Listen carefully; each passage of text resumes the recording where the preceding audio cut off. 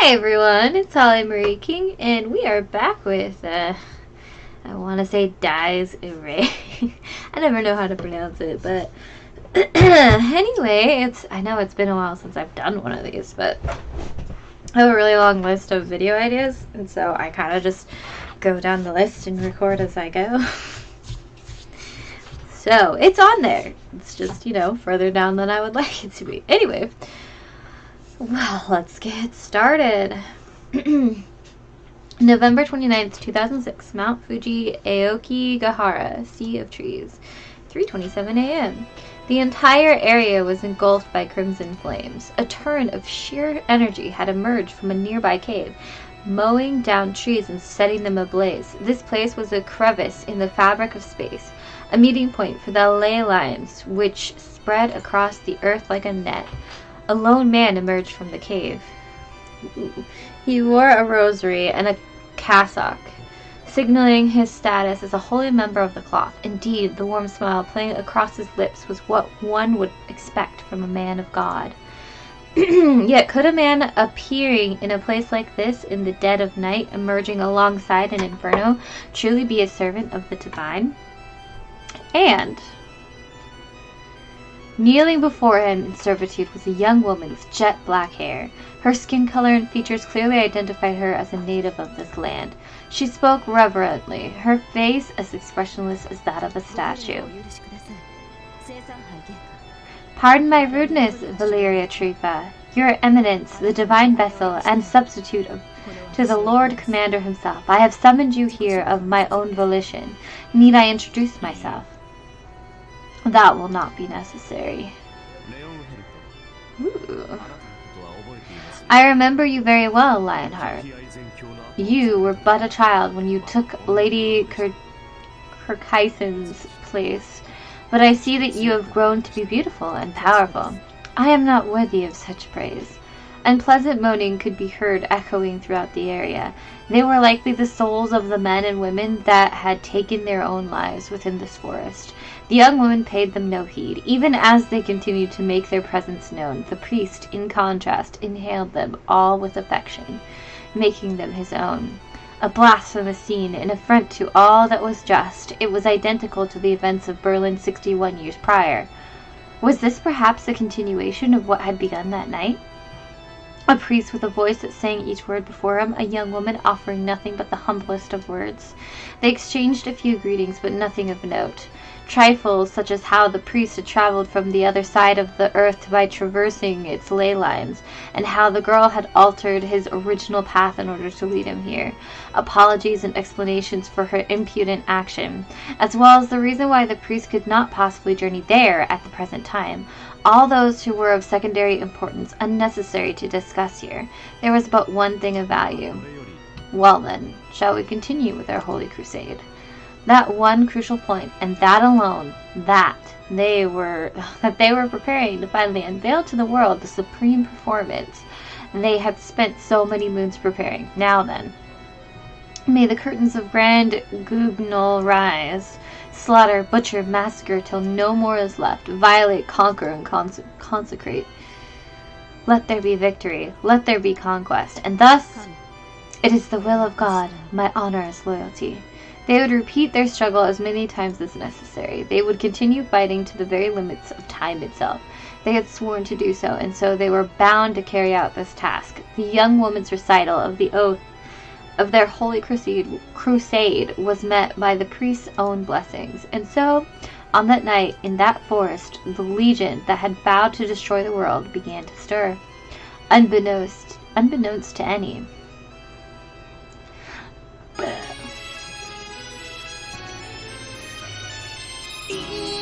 Whoa.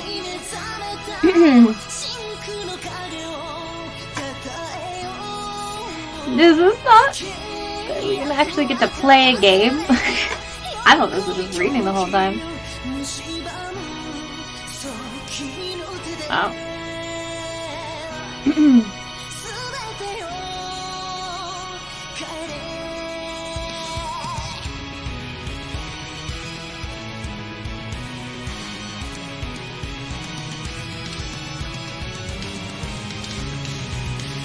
Irae, Amentes, Amentes. Am I actually gonna play a game? I swore this was just like a reading game the whole time. 2006, Irae City. We actually get to play a game? Oh my god, I'm so excited.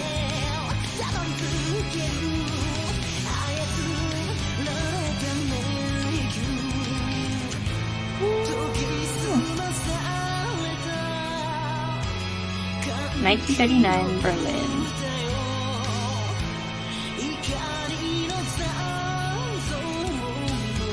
As always.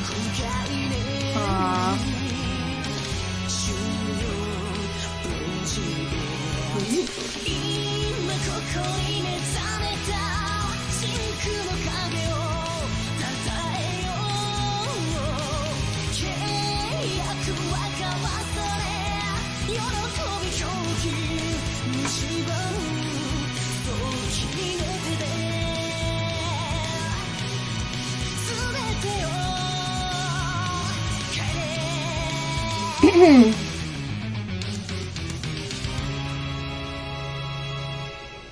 Don't tell me, or it's probably just like some cool music thing, but oh my god, that'd be so cool.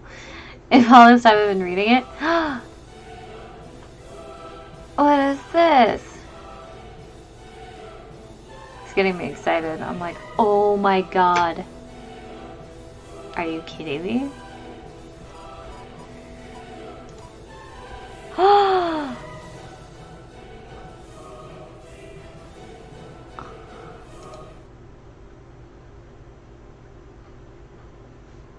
Aww, if only time could just stop. It was impossible to truly determine the single greatest moment of your life until you were looking back on things that, from your deathbed of course, but I was sure everyone had wished for something similar at least once. It was only human to wish for fun times to continue, to want to relive a moment of glory. It felt only human to wish to hang on to the here and now. Even show its brilliance eventually fade, that still beat losing it. The known was comforting, the unknown terrifying. Everyone must have experienced this sort of anxiety before, especially students like me. It was hardly unusual to experience this sort of feeling. After all, we were at the part of our lives where he had to start thinking about college, getting a job, and just the future in general. We were in the uneasy transition period between childhood and adulthood, so it felt only natural we'd start obsessing with the mundane. One could call it living for the moment, of a kind of escapism that arose when you didn't have both feet on the ground. For better or worse, it was the sort of infection that didn't really do anyone any harm. You could just write it off as another facet of youth. But I didn't want to ever get over this particular strain of measles myself. After all, my life up to this point had been more than comfortable. It might have been a boring, commonplace one, but I was fine with it. Continuing that way forever. If time flew when you were having fun, then the solution was simply not to have fun in the first place. It was best to steer away from the unknown and stick to the default path. Who knew what sort of trouble you might encounter on the road less traveled by? I was enamored enough of my current environment to actually entertain, more than just entertain in fact, ridiculous notions like that. To turn one's back on the unknown and seek only the known. You could describe it as playing a game while looking at a walkthrough. That was my Renfuji's way of life, always had been and hopefully always would be. I figured that I could keep my internal sense of time set on slow if I kept up this line of thinking. Stopping time completely was impossible after all. So, you could consider this philosophy of mine to be a kind of compromise, the closest possible realistic approach. I thought that I understood, that nothing lasted forever, that something being finite meant that its end could come at any time. Okay, so try to imagine life as a novel, up until the day where he had to go and say that. Well, think of it as a manga or a game. Whatever the point is that it's a narrative in first person. Pretend you're the protagonist of that story. A story that continues from the cradle to the grave. An epic saga that details each and every event and person that comes into your life, from the minute to the monumental. Think of life as something like that, he said. Now ask yourself this. Is the novel of yours even worth reading? As the protagonist, are you an interesting, worthwhile character? As far back as I could remember, Shiru had a habit of suddenly going on and on about shit that didn't make sense like this. Most of the time, it was just to try to get a rise out of me. I'm not worried about whether or not your grammar is dicey or if your vocab is crap. Just if you've got some sort of bite, spite, or spectacle. That'll make people give a shit about your story. If you've got something to make it stand out within its genre. There's no point in living the sort of life that anyone could live. You might as well just not fucking bother. Wow, this guy's got a potty mouth. If you're gonna go through the motions of a genre that anyone's capable of pulling off. Don't get me wrong, fucking around with your friends, joining a club, snagging a few girls along the way, ain't nothing wrong with that sort of thing. You just can't call it unique. Kids our age throughout Japan are experiencing all that shit as we speak. I'm not just trying to hate on what's popular or anything. I'm just saying that stuff is popular because it's the path of least resistance. Like, maybe it only looks like life gives you branching paths when it's really just a straight line. In other words, what if we're not choosing, but instead being made to choose? Excuse me. This country has a hard-on for the greatest common denominator, right? The nail that sticks out gets hammered down. Genius is misunderstood. Idiocy is shunned. Bullying ain't cool. Whatever the hell you want. Of course, all that shit is just applying what I'm talking about to real life. How do I put it? I keep having, what do you call it? Deja vu? That's it. You know, the feeling I've done all this before. It ain't fun. Nothing feels fresh. It's like I've read this story before. So I'd like your help. With what? With manipulating variables. And what was that supposed to? I guess it might be hard for you to understand. After all, you love boredom, don't you? Knowing everything in advance. You just want to keep going around in circles until the day you die. You're a piece of work, my friend. If I had to describe your role in my story, you'd be like this trickster sort of archetype. I could have said the same about him myself. Shiru was the sort of guy who was impossible to read, impossible to get a handle on. He certainly wasn't the type of character who should have been appearing in my story. So why did it sometimes feel like he was a central figure in it?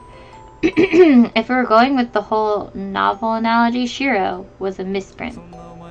And if I get rid of you, maybe my story will head in a different direction. Come on, don't look at me like that. You get what I'm saying, don't you? You and me, we were dealt a shitty hand in life. It's nothing short of a goddamn miracle that we're enjoying a happy school life today, which is why I've been giving this whole normal thing a shot, but the deja vu just won't stop. It's crushing my spirit. Sometimes I just want to cry, so call me a coward if you want, but I'm checking out. I can't take this shit anymore. Life's short. I just want a chance to give all the options a shot before I reach the ending. Life might look like a straight line, but I just know there's gotta be another route somewhere. I want to find it, even if it just leads me straight off a cliff. If it's something new, then it's worth checking out either way. So, like, why not try cutting my ties with you right here and now? I had gotten sick of that grin on his face long ago. It was the sort of expression that seemed to say he had nary a care in the world. Fitting, really. That was how I knew that nothing I said would get through to him. Not like I knew what he was going on about in the first place, really. But one thing was for certain. Shiro's genre, or whatever was about to diverge completely from my own, come back and haunt me if you kick the bucket. I ain't seen a ghost yet, you know, so I was prepared for what came next. Fistfight. Actually, you know what? Yeah, fistfights normally can't go too far. I'm gonna end this here, though. I was so excited. I was like, oh, it's a whole, like, intro to this thing. It's gonna look really cool. It's gonna be fun. It's gonna be a real game of fight people and stuff. I mean, I'm enjoying just reading it. I'm interested in what happens next if this is going to keep going. But yeah, I'm going to end this here. And I will definitely keep reading it. Like I said, I have a whole list of ones to read, so we're getting there. But yeah, anyway, hopefully I will see you guys next time. Bye!